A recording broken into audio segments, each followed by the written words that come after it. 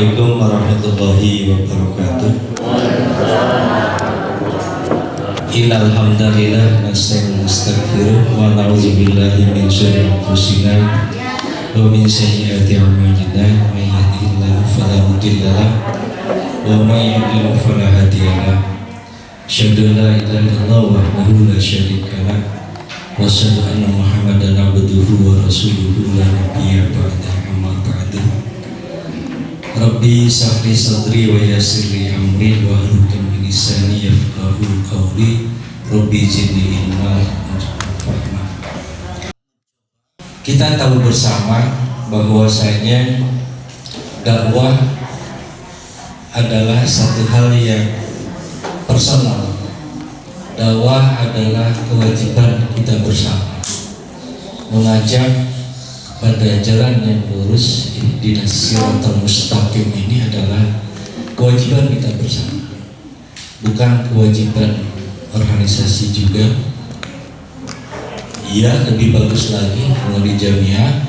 Tapi hal yang terkadang suka kita lupakan di dalam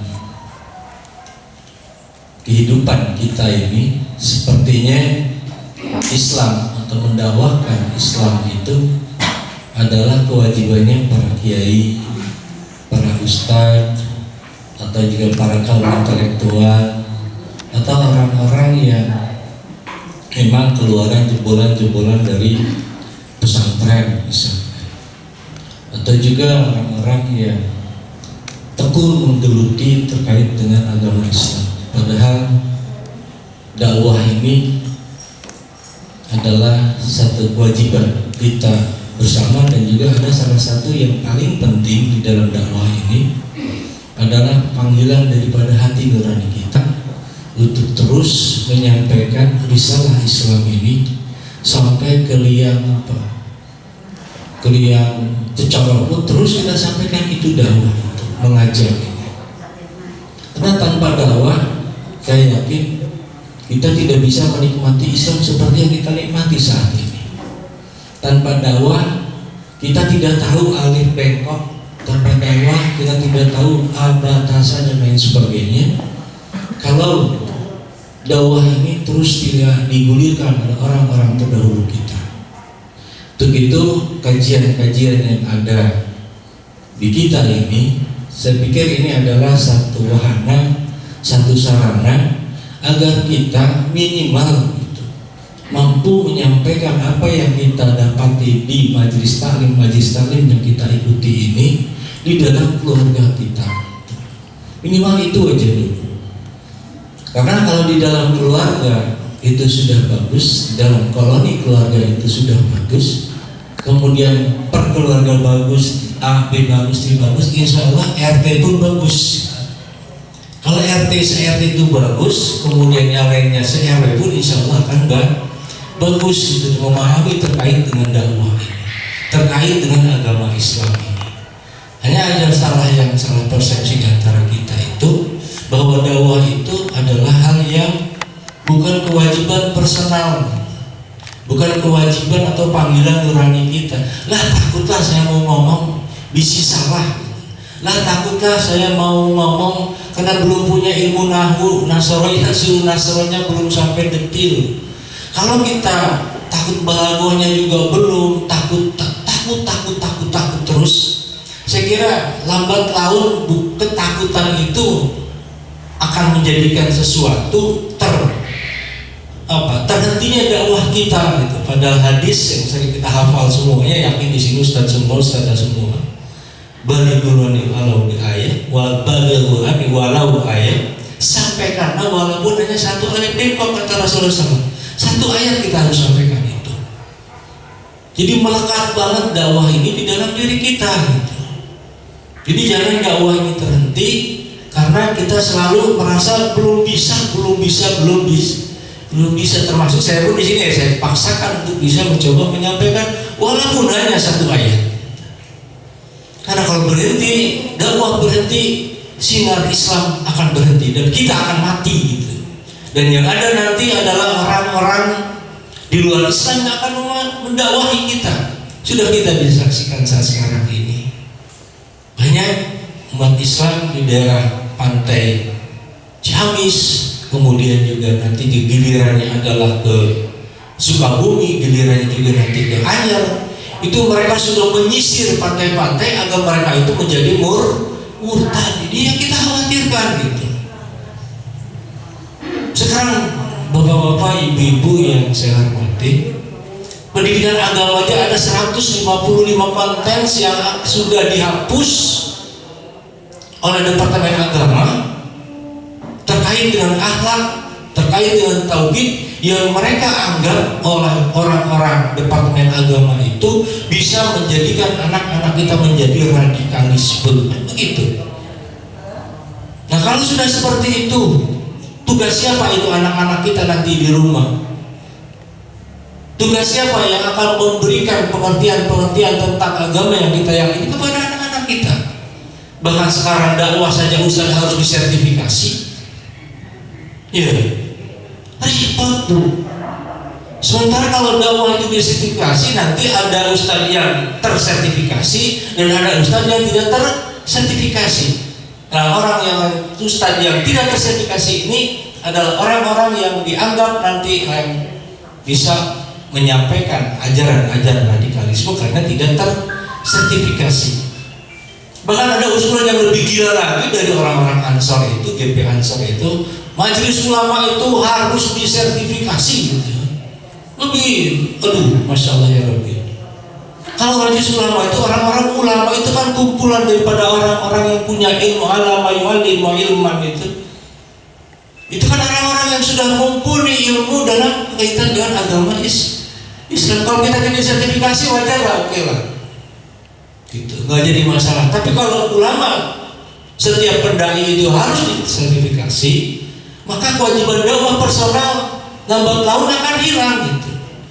Kewajiban secara individual terkait dengan dakwah yang Islam yang kita yakini ini, agar kita yakini ini, lambat laun jadi iklan. Kalau sudah hilang itu, gitu, pertanyaannya adalah, apakah anak-anak kita, cucu kita ke depan akan menikmati Islam seperti yang kita yakini, yang kita nikmati saat ini? Saya pikir itu pasti tidak.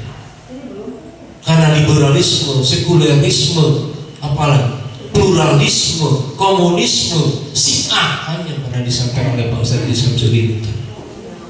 Ini sudah merajalela di antara kita. Maka dakwah ini adalah hal yang harus kita dengungkan terus. Jadi kita bukan hanya sekedar datang dari satu pengajian ke pengajian.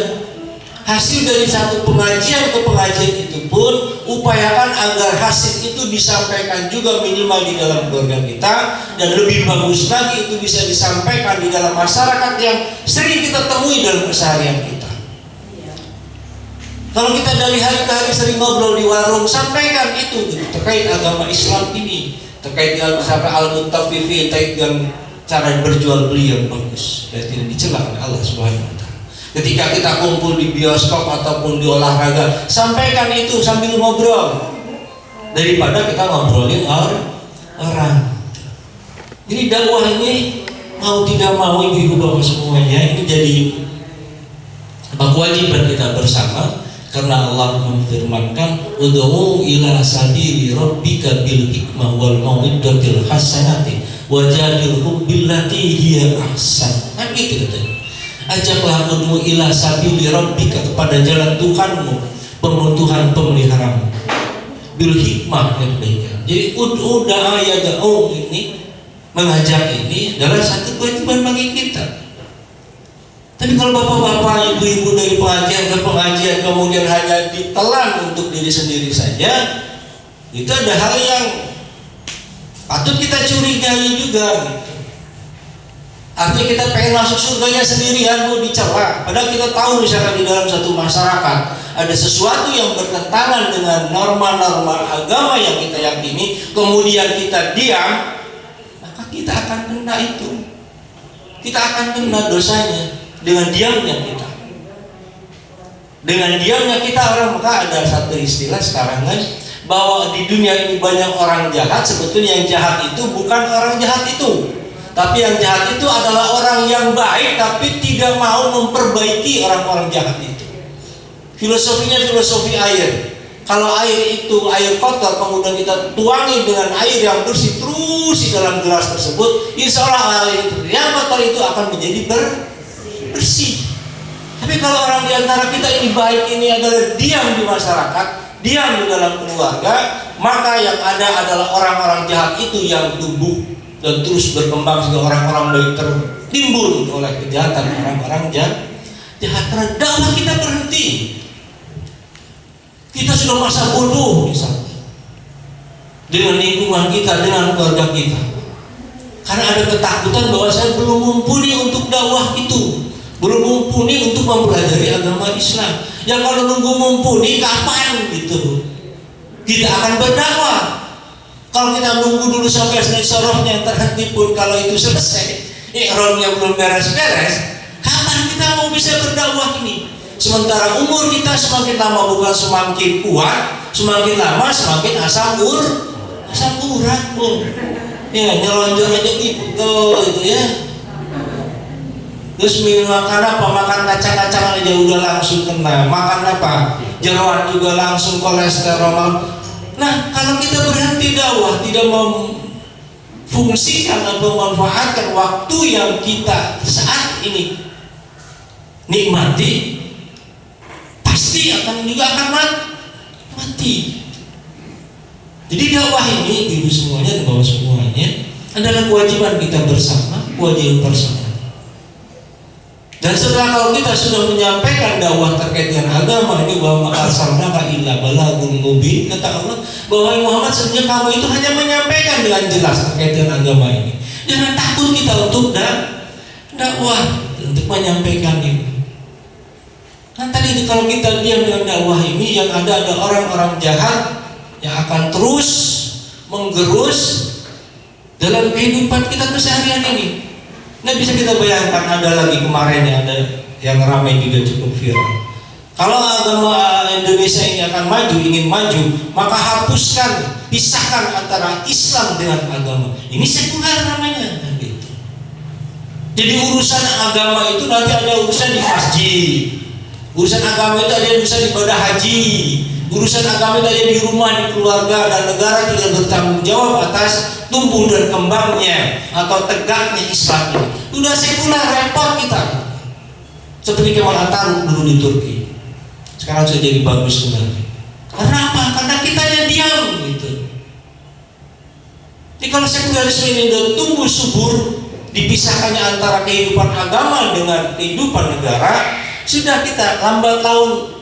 Cina komunis saja sekarang sudah masuk. Kemarin saja kan sering kita lihat juga Ali Ahmad Ali Al-Jaber itu, Ahmad Jaber Syekh Al-Jaber, Ali Al-Jaber itu ditusuk. Ketika ditusuk, tengkak orangnya dianggap gila. Yang nyuruhnya lebih gila lagi, barangkali kan begitu. Dan kejadiannya sudah lama-lama juga kan sering ada ulama yang ditusuk sampai mati. Kemudian kemarin ada yang meninggal juga kan di Bogor, di Pekanbaru.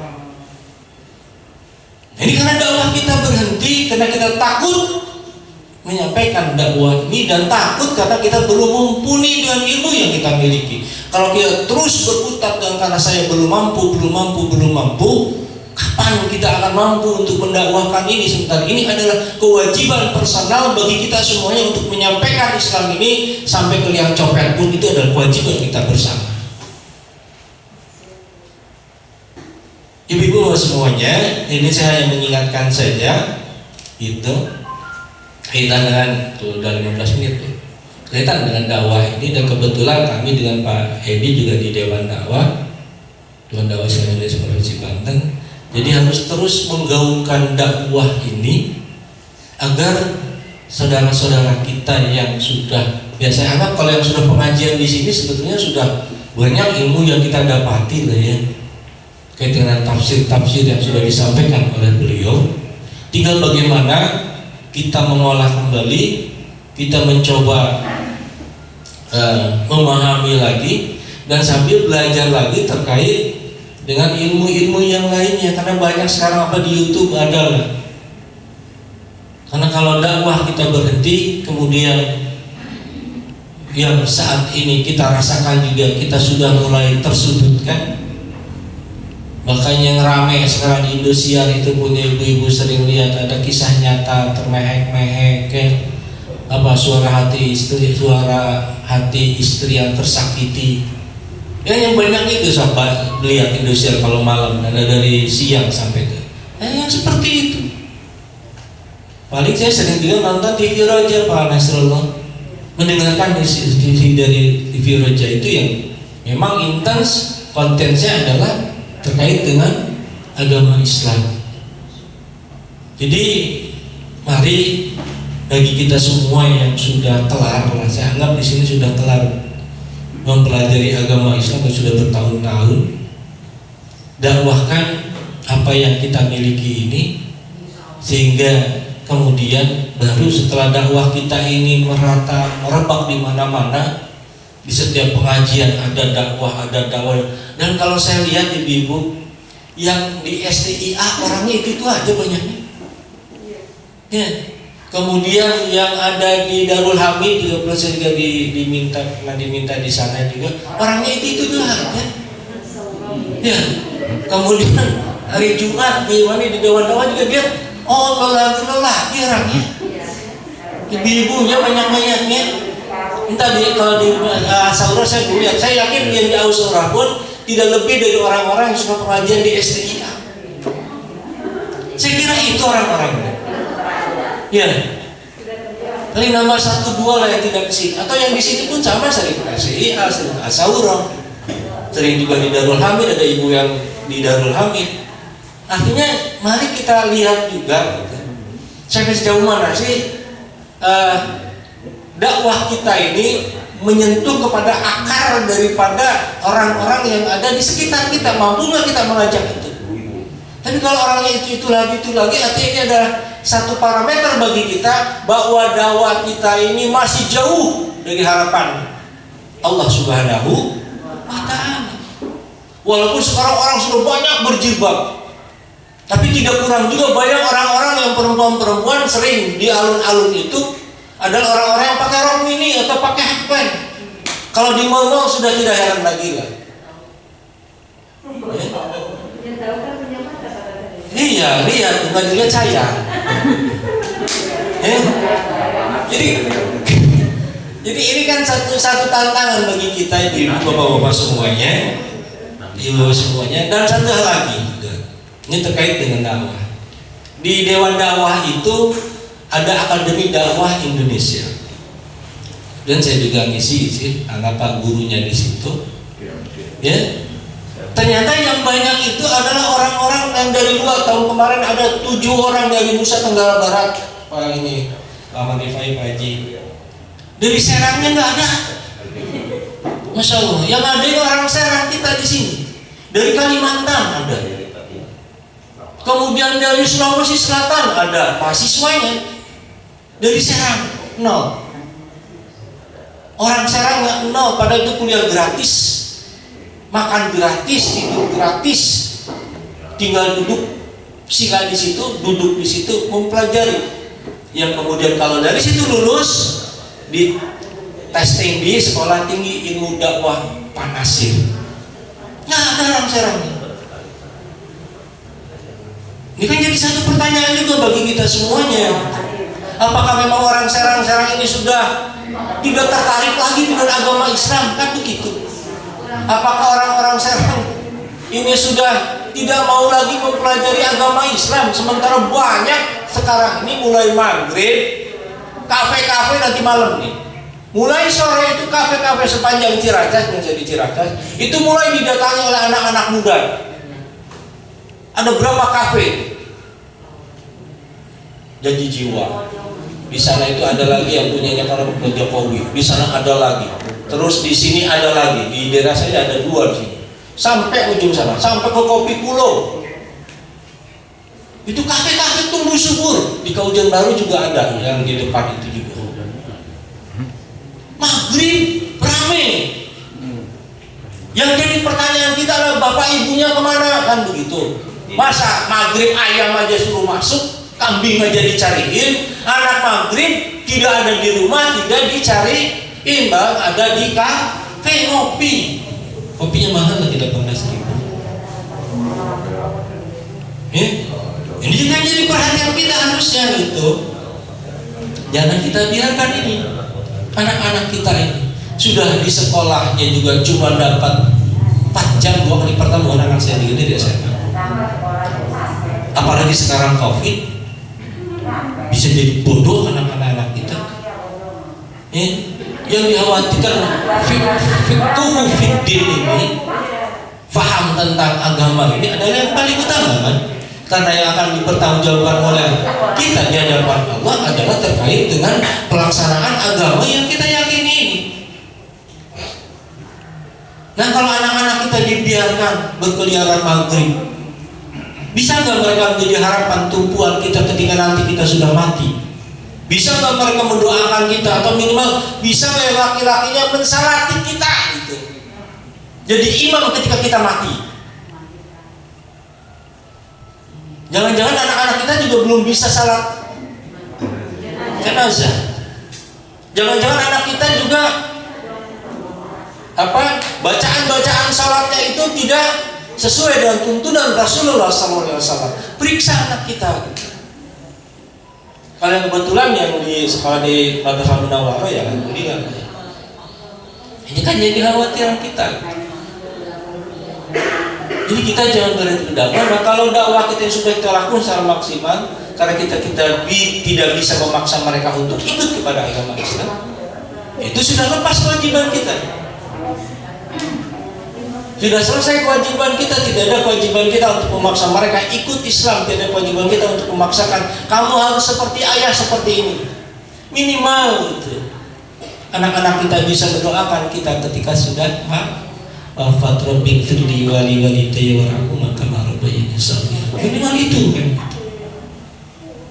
Tapi kalau anak-anak kita tidak diajari oleh diri kita, tidak diajari oleh kita yang punya kewajiban di pundak kita ini, karena kita kagok belajar di sini, ilmu yang sudah ditempa juga sudah banyak di sini. Tapi kalau kita diam di rumah saja, tidak mau men-share atau mendakwahkan apa yang sudah kita dapati di sini, itu ada satu kewajiban yang salah di dalam diri kita, atau ada satu kewajiban rasa takut. Bukannya takut kepada Allah tidak mendakwahkan ini, tapi takut kepada ketidakmampuan kita, tidak mampu untuk mendakwakan ini. Jangan, kita sampaikan itu. Nah, baru setelah dakwah ini bagus, di sini bagus, di sana bagus, baru harapannya kita di Ali Imran itu, in kuntum ukhrijat linnasi ta'muru bil ma'ruf wa yanhauna 'anil munkar fa ulaika humul muflihun. Baru kamu adalah, kata Allah, umat yang terbaik, yang senantiasa menyuruh kepada anil fahsya'i wal munkar, menyuruh kepada al-ma'ruf wal munkar, perkebaikan dan kemungkaran, faulaika muslimun. Mereka itu orang-orang yang saleh, yang mendapat keuntungan, muflihun. Baru ada satu keuntungan bagi kita. Tapi kalau kita diam, Bapak Ibu semuanya, misalkan di tempat ibu ada musola atau ada masjid, ya adakanlah pengajian anak-anak itu minimal setiap ahad lah. Kita sampaikan hadis-hadis pendek terkait dengan akhlak terutama dahulu. Setelah disampaikan 1 jam, pulangnya anak-anak itu senang dikasih apa? Kasih jejabur. Atau di kita juga kalau ada bacang juga suka ya, apalagi anak-anak bacang sama tahu itu kita senang banget saya. Ya, apalagi anak-anak. Jadi ini perlu semuanya agar Islam ini ya'lu wa la yu'la alai, agar Islam ini tinggi dan meninggikan, itu adalah kewajibannya ada di pundak kita masing-masing, bukan kewajiban di pundaknya para ustadz, para kiai dan lain sebagainya. Islam saat ini sedang dikepung, Islam saat ini sedang mulai didiskreditkan, Islam di kita saat ini sedang dicoba dihancur leburkan dengan semua budaya-budaya, dan ini adalah konsep mereka. Jauhkan umat Islam dari Quran, jauhkan umat Islam dari ulama, jauhkan umat Islam dari hal-hal yang bisa menjadikan mereka paham politik. Karena kalau mereka sudah paham politik, pasti umat Islam ini akan menguasai kata mereka, dan selanjutnya adalah Islam akan berjaya di muka bumi ini. Mungkin itu aja ibu semuanya yang bisa saya sampaikan, kuliah 10 menit. Mari kita kembali dakwahkan apa yang sudah kita miliki ini. Mari kita sampaikan apa yang sudah kita miliki ini. Jangan takut untuk menyampaikan risalah Islam ini, karena ujungnya adalah kullukum ra'in wa kullukum ra'in mas'ulun an ra'iyati. Bahwa setiap kamu adalah pemimpin, dan setiap pemimpin itu akan dimintai pertanggungjawabannya di hadapan Allah Subhanahu wa ta'ala. Aku qouli hadza wa astaghfiru innahu ghafurur rahim. Wassalamualaikum warahmatullahi wabarakatuh.